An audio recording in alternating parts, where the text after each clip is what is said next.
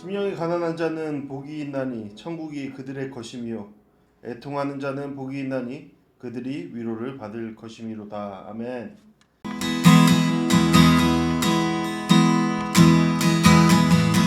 나를 향한 주의 사랑 산과 바다에 넘치니 내 마음이 열대 주니 나에게 참 자유 주셨네. 그 진리 속에 거하며 언제나 주님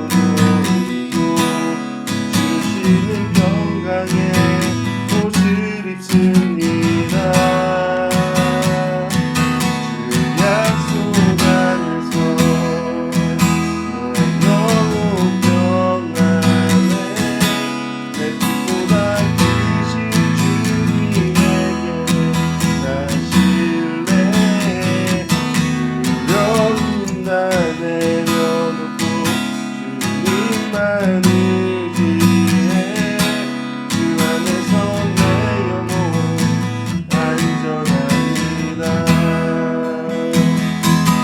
그 약속 안에서 내 영혼 평안해.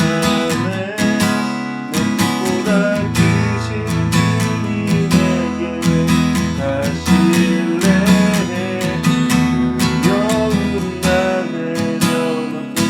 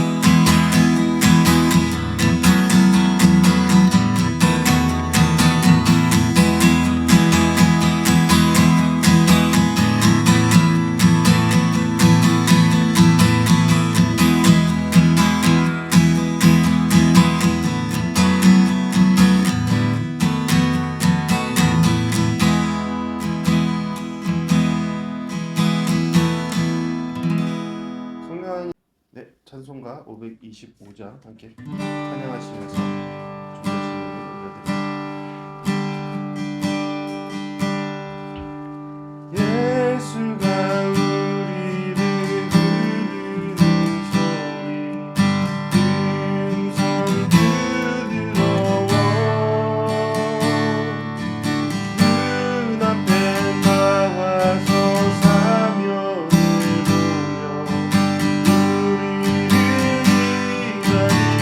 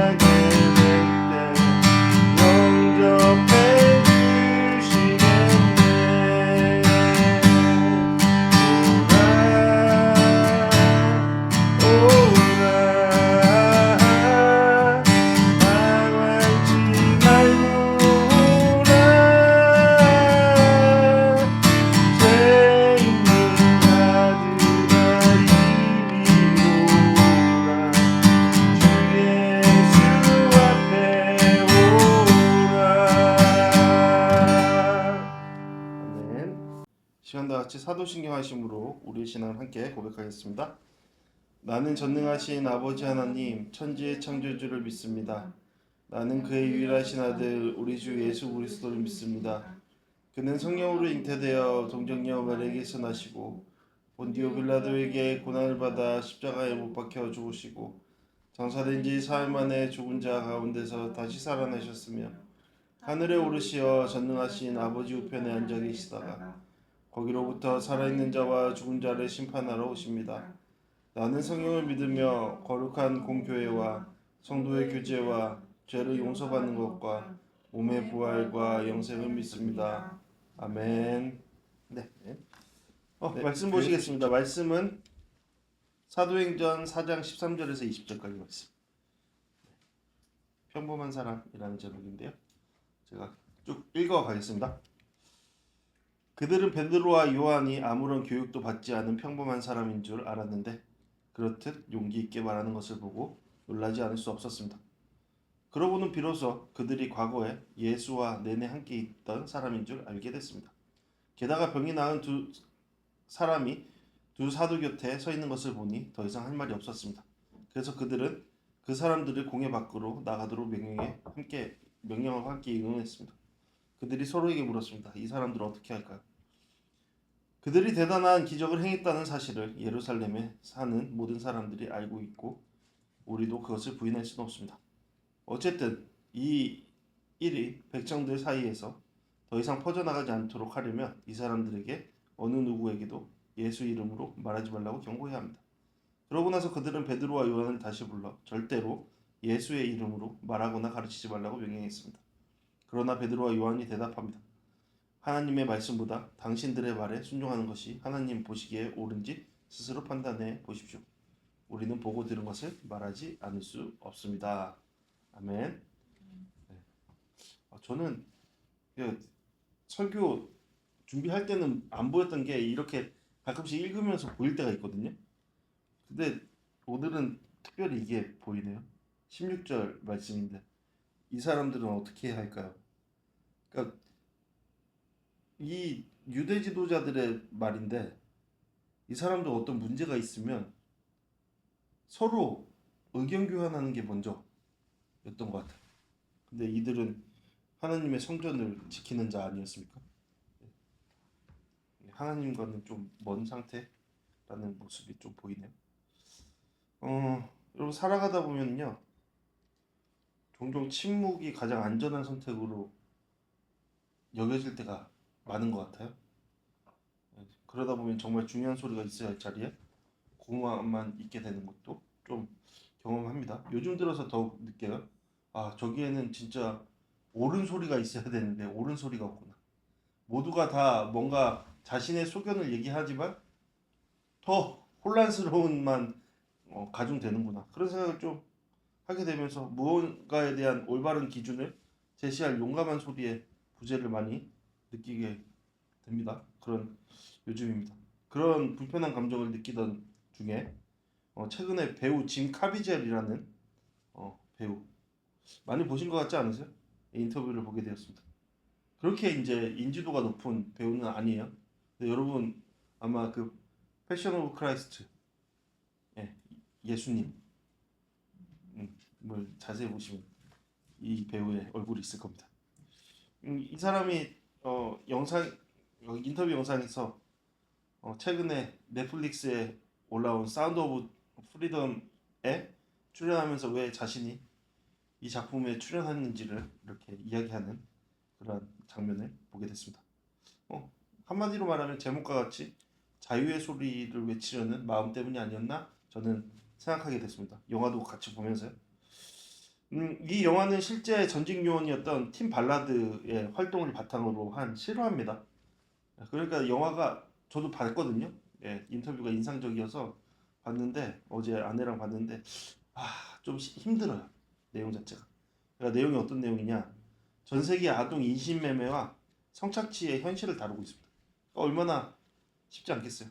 영화 속 납치된 아이들은 상품처럼 거래되고 이런 아이들을 구하기 위해 위험 속으로 몸소 들어가는 한 사람의 이야기가 이 영화의 고선에 담겨 있습니다. 영화를 보면 계속 반복되는 대사가 있는데요.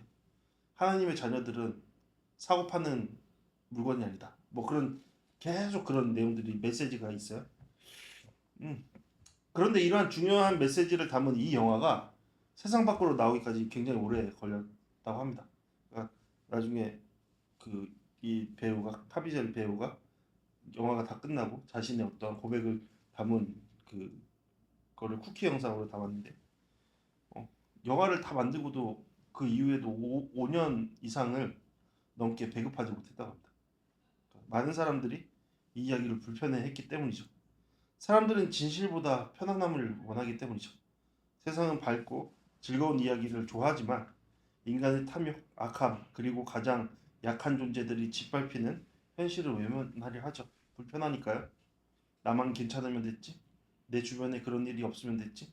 그러면서 그냥 가십거리로 어떠한 소식으로 들을 때가 많은 것 같습니다. 그러면서 고통의 소리를 차단하죠. 자유를 향한 외침의 소리를 차단하죠. 이러한 세상에 우리는 살고 있습니다. 최근에 비슷한 사건이 있었죠. 미국의 앱스타인 사건과 같은 충격적인 현실이 우리 가운데 있고 그 전쟁 속에서 아이들이 무차별적으로 공격을 받는 모습도 우리는 보게 됩니다. 우리가 경험하는 것처럼 돈과 권력, 욕망과 침묵이 결합될 때 인간이 얼마나 잔혹해질 수 있는지, 그리고 가장 연약한 존재들이 얼마나 쉽게 희생될 수 있는지를 우리는 너무나도 쉽게 목격할 수 있죠. 바로 이러한 지점에서 카비젤의 인터뷰 영상이 굉장히 무겁게 나왔어요. 카비젤은 이 영상을 찍는 것에 대한 적지 않은 부담과 손해를 감수해야 했다라고 말합니다. 오래전에 패션 오브 크라이스트에서 예수님 역할을 맡을 때도 비슷한 경험을 했다고 합니다. 당시 감독이었던 멜 깁스는 이 영화를 하면 다시는 할리우드에서 일하지 못할 수도 있다라고 했습니다. 하지만 그는 역할을 맡았죠. 실제 그 이후 오랫동안 주류 영화계에서 정당한 자리를 누리지 못합니다. 공개적으로 자신의 신앙을 드러냈다는 이유로 비난과 조롱을 받기도 했습니다. 그럼에도 카비젤은 자신의 자리를 지켰습니다. 예? 믿음이라는 것은 자신의 자리를 지키는 것이죠. 그에게 믿음은 단순히 교회 안에 머무는 종교 생활 그 이상이었습니다. 그는 인터뷰 속에서 예수님을 따른다는 것은 결국 나의 십자가를 지고 지는 일이라고 말합니다. 그 일이 카비젤에게 있어서는 영화 한복판에서 세상에 끊임없는 메시지를 전하는 것이겠죠. 때로는 손해를 감수하고 진실편에 서는 것, 그것이 믿음이라고 그는 고백하고 있습니다. 카비젤의 이 말이 굉장히 크게 다가왔는데, 나는 진실을 알고도 침묵하는 것이 두려웠다. 그는 실제로 고통받는 아이들을 안 이상 침묵할 수 없었다라고 합니다. 하나님께서 믿는 자에게 요구하시는 것은 삶의 편안함이 아니라 때로는 어둠 속에서도 빛을 비추는 용기라는 것을 그는 알고 있었던 거죠. 그래서 침묵보다는 외침을 선택한 겁니다. 자신의 방법으로, 자신의 자리에서. 그런데 이 사람이, 카비젤이 그렇게 용기를 낼 수 있었던 것은 무엇이었을까요? 그는 보통의 사람이잖아요. 보통의 배우잖아요. 어떻게 다른 배우들과 다른 목소리를 그는 낼 수 있었을까요? 저는 이렇게 생각합니다. 영화의 제목을 따라 가져온다면 자유의 소리를 그가 듣는 자였기 때문이죠. 그는 분명 보통 사람들 틈에서 다른 소리를 들을 수 있었던 자였던 겁니다. 그러므로 소리 중에 가장 좋은 소리를 듣고 택할 수 있었던 것이죠. 오늘 말씀 속에 베드로와 요한도 비슷한 상황에 놓여 있었습니다. 이 두 사람에게는 많은 소리가 들렸죠. 그런데 이 많은 소리는 대부분 그들을 위협하는 두려움을 불러일으키는 소리였습니다. 베드로와 요한은 성전 미문 앞에서 구걸하던 안진뱅이가 일어나게 된 기적적인 사건과 관련하여서 솔로몬의 행각에서 열심을 다해 설교를 했습니다. 그 설교의 주제가 뭐였죠? 예수 그리스도, 구원자 되신 예수 그리스도, 회복시키실 예수 그리스도. 그러던 중에 느닷없이 유대 지도자들이 두 사람을 체포하면서 감옥에 구금합니다. 그리고 그 다음날 당시의 최고 의사결정 기구였던 사내들인을 열어서 무슨 권세로 누구의 이름으로 안진뱅이를 걷게 했으며 이에 따라 설교하는지를 그들은 이 두 사람을 중간에 세워놓고 따져 물었습니다. 그럴 때 우리가 지난주에 살펴본 바와 같이 베드로는 어떤 모습을 취했죠? 전혀 위축된 모습을 취하지 않고 오히려 그 순간을 또 다른 복음의 기회로 삼았습니다. 그럴 때 유대 지도자들의 반응이 바로 오늘 13절과 같은 모습이었던 거죠. 네, 13절을 보면 유대 지도자들은 그들의 평범하지 않은 모습에 매우 놀랐습니다. 네, 그들의 기대는 어떤 모습이에요? 평범한 사람들의 모습인 것이죠. 네, 평범한 사람들은 이 자리에서 어떤 모습을 취할까요? 네, 베드로와 요한처럼 담대한 모습을 취하지는 않을 겁니다. 굉장히 위축되어 있겠죠. 지난주에 나눈 바와 같이 사내들이는 유대 사회에서 최상위층 위치에 있는 자들이 모여 있는 곳입니다. 사회 전반의 중요한 결정들을 하는 곳이죠. 그러니 그들에게 있어서 옳고 그름보다는 그들의 기득권을 나타내기 위해 최고의 자리였던 것이죠. 그러니까 누구든지 그 자리에 가면 위축될 만했습니다. 여러분 잘 생각해 보십시오. 우리가 그 어떤 도움을 위해서 경찰서에 갔는데 이 경찰들이 어떠한 기준도 성과학의 기준도 없이 자신들의 유불리에 따라 어떠한 결정을 내린다고 생각해 보십시오. 법정에 갔는데 법원에서 판사들이 그러한 입장에 있다고 생각해 보십시오. 힘없는 자들은 어떤 마음일까요? 굉장히 위축될 겁니다. 가뜩이나 그들은 정치력을 이용해서 무지하신 예수님, 그들이 인생을 바쳐서 따르던 예수님을 너무나도 쉽게 제거해 버렸습니다. 그것을 그들은 보았죠. 그런데 여러분, 이 두 사람이 이 자리에 끌려온 이유가 뭐라고요? 예수님 때문에요. 그러니까 이게 막 혼란스럽죠, 뭐가. 쉽지 않습니다, 이 두 사람이. 따라서 여러 정황을 봤을 때 모든 사람이 기대하는 바 당연히 벌벌 떨어야 했습니다. 그런데 그렇지 않았죠.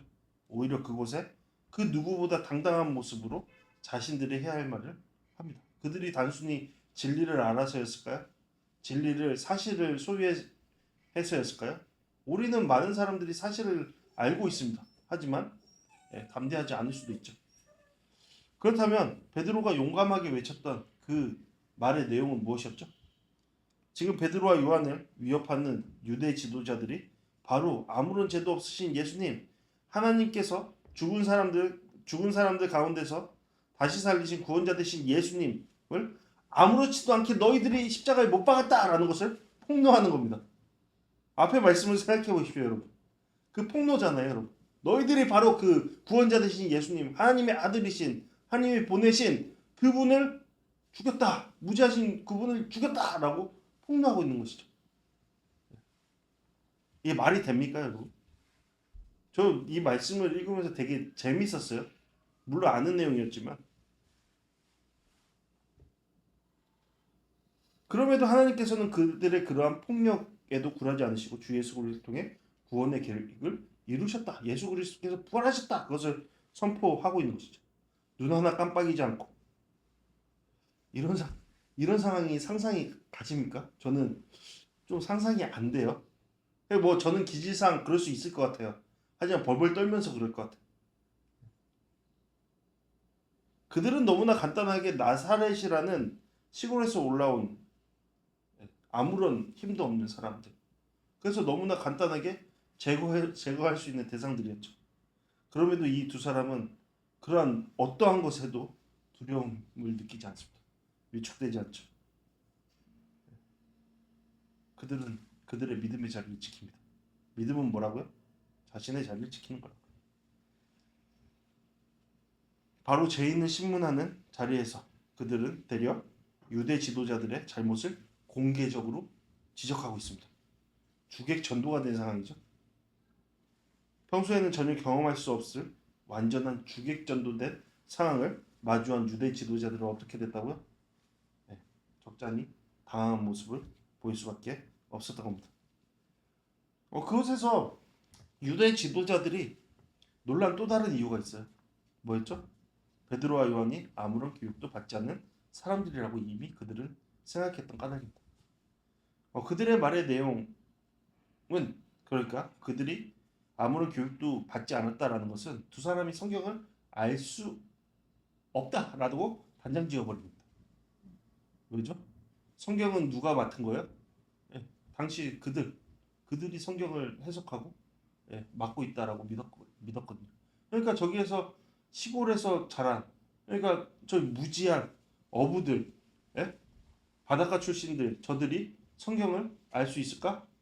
그런 기대조차도 안 했는데 하나님의 말씀은 자신들의 전유물로 생각하고 있었는데 이 말을 들어보니까 보통이 아닌 것이죠.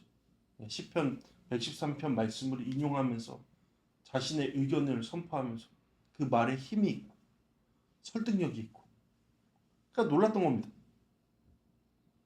그런데 이러한 놀라면은 일종의 교만도 생각해 볼 수 있죠. 평범한 사람들이라는 그들의 평가가 뭐예요? 자신들은 뭔가 대단한 사람들인데 이 사람은 별것 아닌 인생들이다. 근데 이 사람들이 별것 아닌 인생들이 뭔가 다른 모습을 보여줬다. 그래서 놀란 겁니다. 평범한 사람, 그러니까 상위층이었던 유대 지도자들 입장에서는 충분히 깔볼 만한 위치에 있었던 자들. 그런데 이들이 보이는 용기와 영적인 통찰력은 그들에게 있어서 매우 놀랄 만한 경험이었던 것이죠. 그런데 여러분, 이 놀람이 그들의 마음의 상태, 생각을 변화시키는 어떠한 능력으로 작용했습니까? 아니죠. 그들은 그것을 끝까지 차단했죠. 왜요? 그들에게 들리는 소리가 아니었기 때문에. 그들은 분명히 그것을 여러 번 경험적으로 듣고 보았지만, 심지어 그들 앞에 사실 그대로의 증거가 나타나 있었지만 그들은 듣지도 보지도 못했죠. 왜요? 교만이요. 우리는 특별한 사람. 우리가 느끼지 못하면 그것은 거짓이야. 우리의 삶의 기반을 높여주지 못하면 그것은 잘못된 거야. 우리는 여기서 생각해 보게 되죠. 평균만 이 두 사람이 그들의 놀라움을 선서한 근본적인 이유가 무엇인가? 여러분, 그들의 언변입니까? 네. 아마도 웅변, 수사학을 너무나 철저하게 배운 이 유대 지도자들에게 있어서 그것은 별로 큰 무기가 아니었을 거예요. 그들이 볼 때. 그러면 그들의 진정한 담대함입니까? 그럴 수도 있지만 그것은 순간적인 객기일 수도 있죠.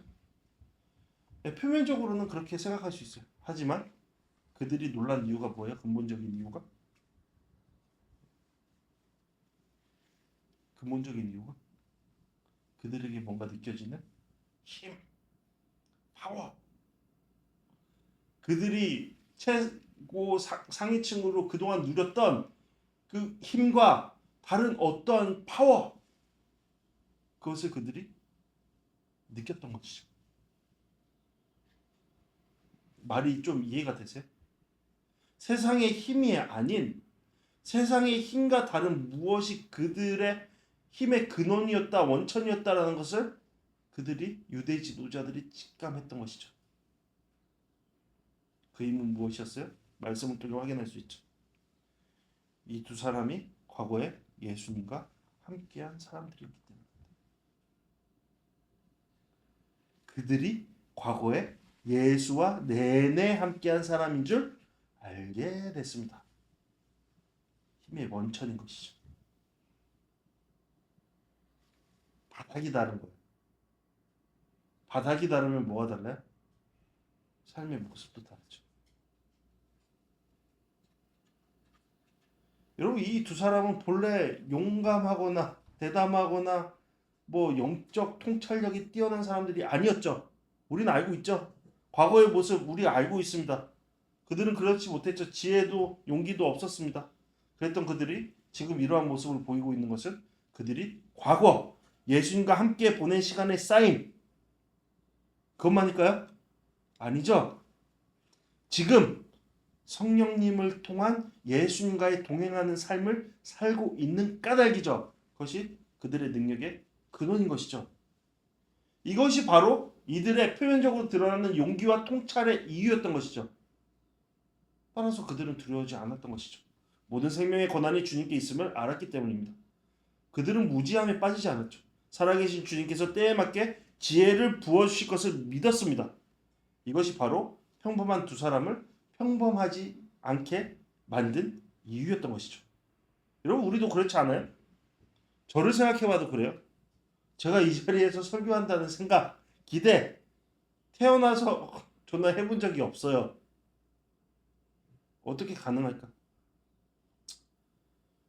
과거에 저는 이러한 모습 앞을 기대할 수 없었어요.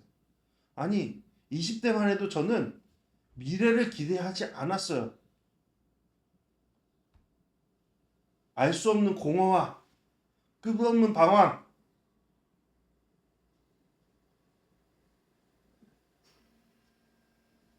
뭔가 멸망으로 향하고 있다는 절망감, 소망 없음, 그것에 허우적거리고 있었어요. 제가 가끔씩 말하잖아요. 진짜예요. 온갖 두려움과 공허의 연속이, 저의 꿈은 계속된 악몽이었어요. 볼 수 없었어요. 벌벌 떨었다고요. 두려움 속에서. 겉은 아닌 것처럼, 보헤미안처럼 하죠. 그러나 저는 지금 현재를 살아갑니다. 그리고 미래를 꿈꿉니다. 네. 간단해요. 저는 주님께서 함께 하심을 믿기 때문이죠. 물론 두렵죠. 알 수 없는 미래를 기대하게 됩니다. 하지만 그 두려움은 이전과 다른 두려움이에요. 예전에는 절망적인 두려움이었다면 이제는 소망하는 두려움이에요. 달라요. 완전 달라요. 여러분 어떠세요? 여러분도 달라졌어요? 달라요? 달라야죠. 베드로와 요한은 히브리서의 말씀처럼 세상이 감당하지 못할 모습이었죠. 따라서 그들 앞에 뚜렷한 방법을 찾지 못했던 사내들인 구성원들은 자신들의 시간을 가져야 했습니다. 앞서 설교를 시작하면서 말했던 것처럼 그들은 하나님께 묻지 않았죠. 자신들끼리 모여서 뭔가 계략을 모색했죠. 어떤 모색이에요? 이들이 자신들이 주장을 더 이상 하지 않도록. 여러분 생각해보면요. 앞서도 이야기했지만 베드로의 선포와 확실한 사실 앞에서 그들은 다시 이 일들에 대해서 돌아봐야 했어요. 그곳에서. 너무 명백하잖아요. 그러나 언급한 대로 그들에게는 그럴 만한 겸손이 없었죠. 여러분 여기서 뭘 할 수 있는 거예요? 겸손하지 못해 듣지 못하는 겁니다. 그들은 단지 자신들의 기득권에 대한 생각으로 가득 찼습니다. 그래서 그들의 주된 논의의 주제는 어떻게 이런 일이 있을 수 있어? 여러분 오버랩 되지 않아요? 앞서서 베드로가 그 군중들에게 선포했을 때 그 사람들은 어떻게 했어요? 그러면 도대체 어찌해야 합니까? 라고 물었죠. 그 문제에 대해서 물었어요. 근데 이 사람들은 뭐 어떻게 해요? 그걸 제껴둡니다. 문제될 게 없다라고 생각하는 거죠. 마음이 가난하지 않아서. 그들은 대단한 기적과 동시에 예수가 구원자라는 선포를 막아야만 했죠. 그래야만 그들의 권력을 편안하게 유지할 수 있었죠. 그래서 그들의 방법대로 앞선 방법대로 그들은 제거할 그 소리를 차단하기 위해 애썼습니다. 그들의 결정은 그리 어렵지 않았어요. 그들이 차단하는 방법은 뭐예요? 협박하는 것. 그들의 힘으로 누르는 것이었습니다. 그래서 베드로와 요한을 불러서 경고하죠. 절대로 예수님의 이름을 말하거나 가르치지 말라. 최고 사법기관에서 하는 경고였습니다. 명령이었습니다. 그러면 또 하면 어떻게 돼요? 잡혀가는 거죠. 이들의 이러한 위협은 한편으로는 하나님의 뜻에 대한 끝없는 거부죠. 나는 그 뜻에 따라가지 않겠다라는. 그들의 선택은 계속해서 하나님과 반하는 선택이었습니다. 비록 그들이 하나님의 말씀을 소유하고 있다라고 주장할지라도 그들의 삶의 모습은 태도는 그렇지 않았죠. 오히려 하나님의 일을 스스로의 힘으로 통제하려 들었죠. 그게 가능긴 한가요? 저번 주에 이야기했던 것처럼 하나님께서 굽히신 것을 그들이 펼 수나 있을까요? 교만이죠. 예. 그러자 베드로와 요한이 어떻게 해요? 그들과 다른 소리에 집중하죠. 그들의 소리를 듣지 않습니다. 이 두 사람은 군중의 소리도 그들을 위협하는 사내들의 소리도 듣지 않아요. 오직 하나님의 말씀만 듣습니다. 그것에 집중합니다. 점점 더요. 위협이 찾아오면 찾아올수록. 따라서 하나님의 뜻이 옳은지 그른지를 판단하기 위해 했습니다. 이유는 분명하죠. 이 사람들이 두려운 대상은 누구이기 때문에? 하나님이시기 때문에. 이 두 사람이 경외하는 대상은 누구이기 때문에? 하나님이시기 때문에.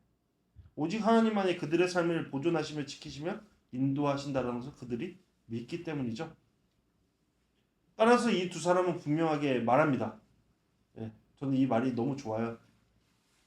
하나님의 말씀보다 당신들의 말에 순종하는 것이 하나님 보시기에 옳은지 스스로 판단해 보십시오. 끝까지 굽히지 않죠. 신앙입니다.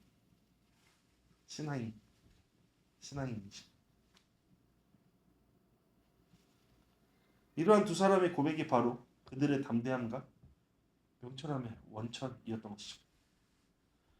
원천이 무엇인지를 보여주는 것이죠. 뭐야? 하나님 경외, 하나님 두려움, 하나님 기쁨. 그렇기에 우리가 오늘 말씀을 통해서 다시 한번 기초 중에 기초를 향하게 되는 거예요. 여호와를 두려워하는 것이, 섬기는 것이 지식의 근본 시작인데, 어리석은 사람은 지혜와 교훈을 가볍게 여긴다. 우리는 어디에 속해 있는가? 결국 누군가를 두려워하는가에 따라 삶의 태도가 바뀐다라는 것이죠. 반응이 바뀐다라는 겁니다. 그리고 그 두려움은 결국에는 우리가 무엇을 들을지를 택하게 합니다. 일상에서도 가장 중요한 순간에서도. 자, 우리는 누구의 소리를 듣고 있습니까? 어느 편에 서 있습니까? 우리의 두려움의 이유는 무엇입니까? 오늘 말씀을 준비하면서 개인적으로 우리가 너무나 잘 아는 다윗과 골리앗의 이야기가 떠올랐어요. 재밌으니까 한번 해보죠. 이곳에 있던 모든 자들이 골리앗 앞에 벌벌 떨었습니다. 생각하기에 골리앗 앞에 모든 자들은 그저 메뚜기와 같다라고 얘기했던 겁니다. 제가 비유한 거예요. 근데 벌벌 떨고 있는 이 상대편의 사람들은 누구예요? 자신들이 하나님께서 선택하신 민족 이스라엘이다 라고 믿었던 자들이었습니다. 그러나 위협적인 상황이 오자 그들은 벌벌 떨었죠. 그러나 다윗만은 달랐죠.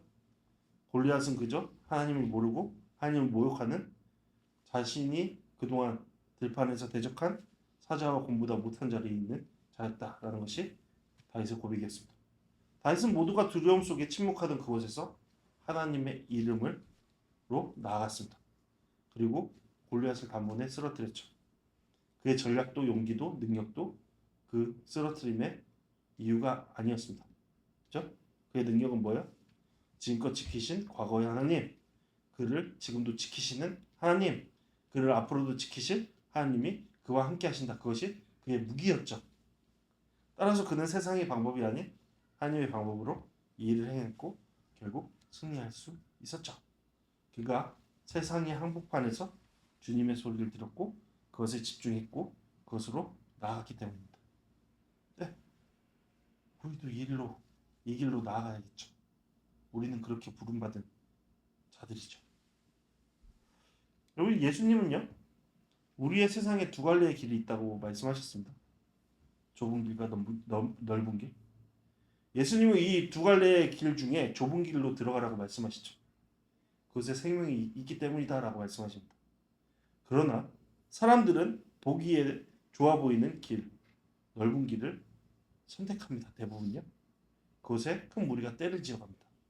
먹기에도 좋고 눈으로 보기에도 좋으며 지혜롭게 할 만큼 탐스러워 보이기 때문이죠. 사람들이 몰리는 이유가 분명합니다. 자기 마음대로 살아가는 자들에게 있어서 자기의 취향, 자기의 판단, 자기의 본능은 너무나도 중요하기 때문입니다.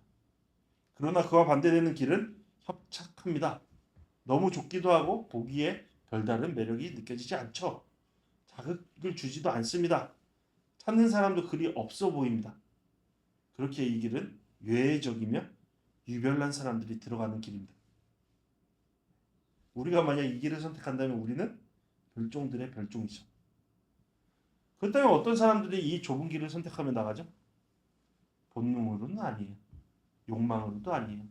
취향으로도 아닙니다. 이 선택은 욕망과 본능의 입장에서 어리석은 선택입니다.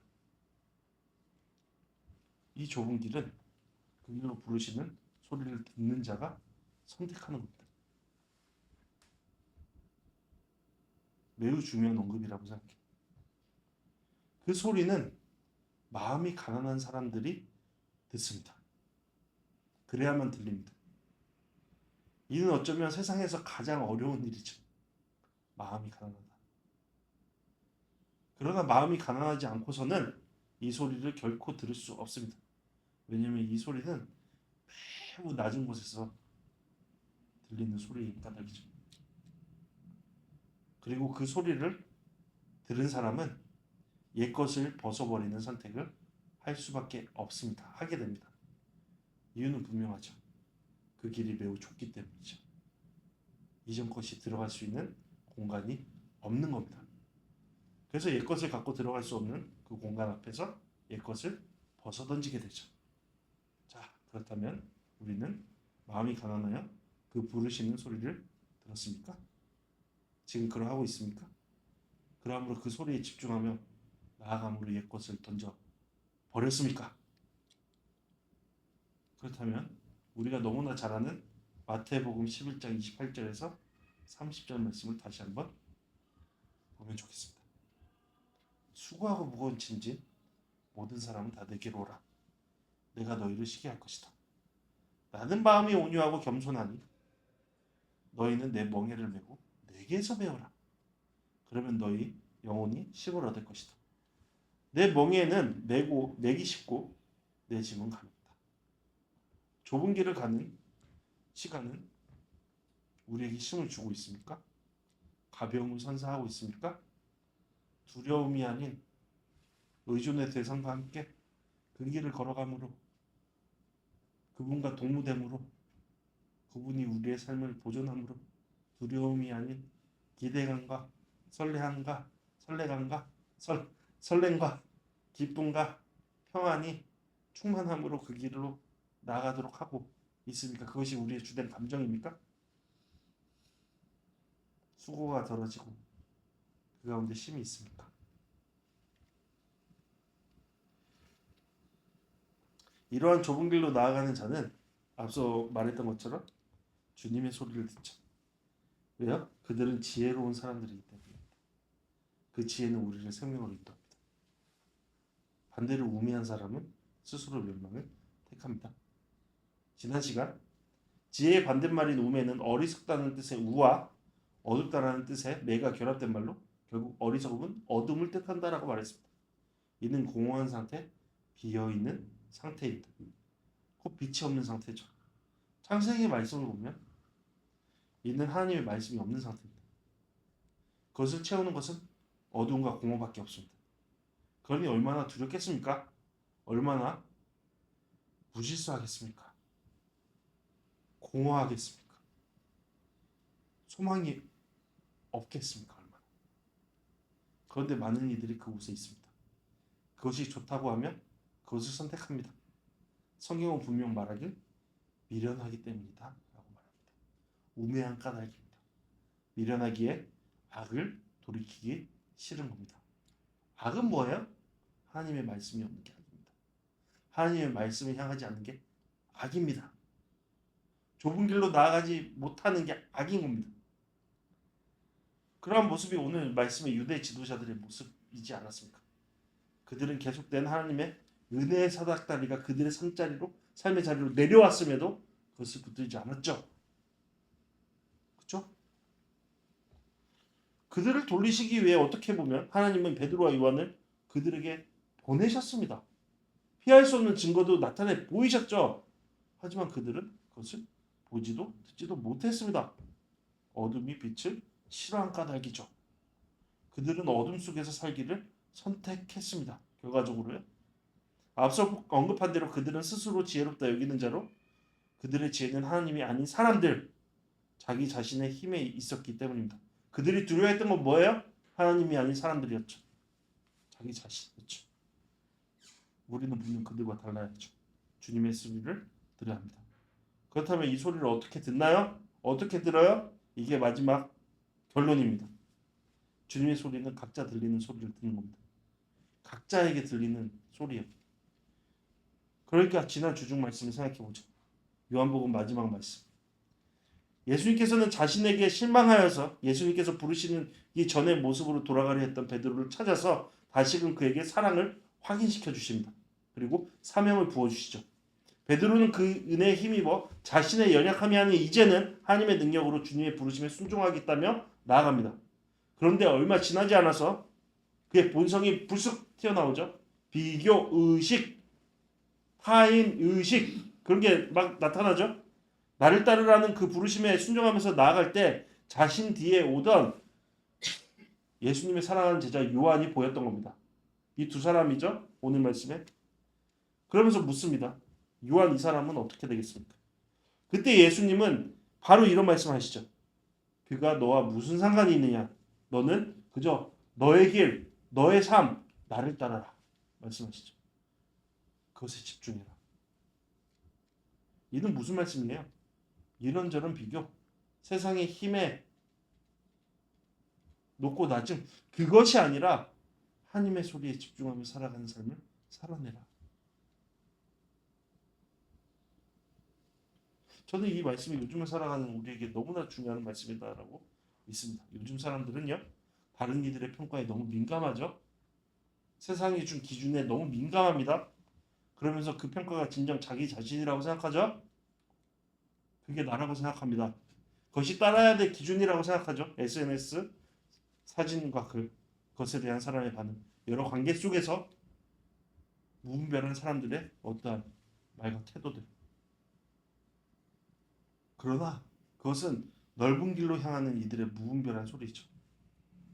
그것으로 좁은 길로 나아갈 우리를 생각하면, 그러니까 쉽게 말해서 그것을 듣고 좁은 길로 나간다. 그건 말도 안 되는 소리죠. 그죠? 좁은 길은 누가 가는 거예요? 그 모든 소리를 차단하고 음소거 딱딱딱 음소거 처리하고 한 가지 소리에 반응하는 것. 그 사람이 좁은 길로 가는 겁니다. 그 길로 나아가는 겁니다.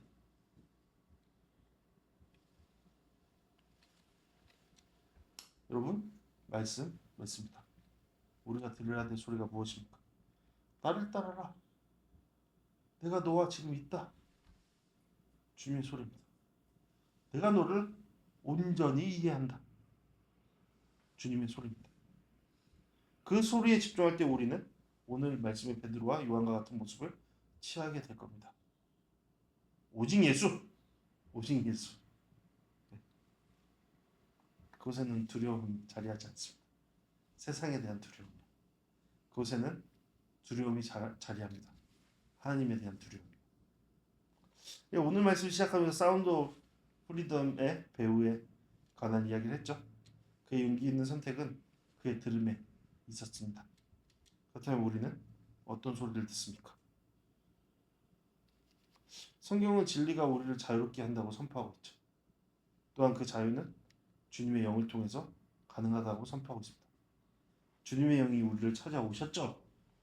근데 그 주님의 영이 찾아오신 목적이 뭐예요? 그 은혜의 영이 우리를 덮으신 목적이 뭐예요? 이유가 뭐예요?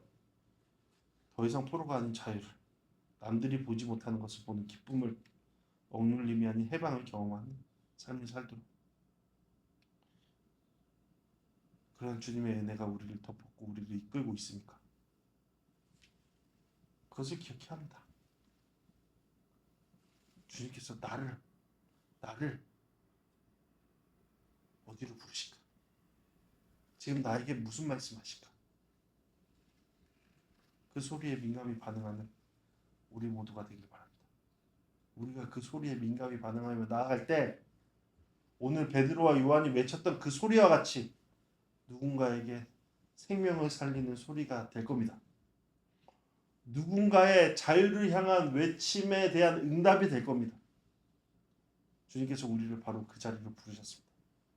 내가 너를 자유케 했으니 너가 나를 사랑한다면 너는 이제 나의 양을 치러 나아가라. 돌보러 섬기러 나아가라. 그러한 주님의 음성을 듣는 우리 모두 되기를 간절히 바랍니다. 이 시간 다 같이 나무엇과도 주님 함께 찬양하시겠습니다. 나무엇과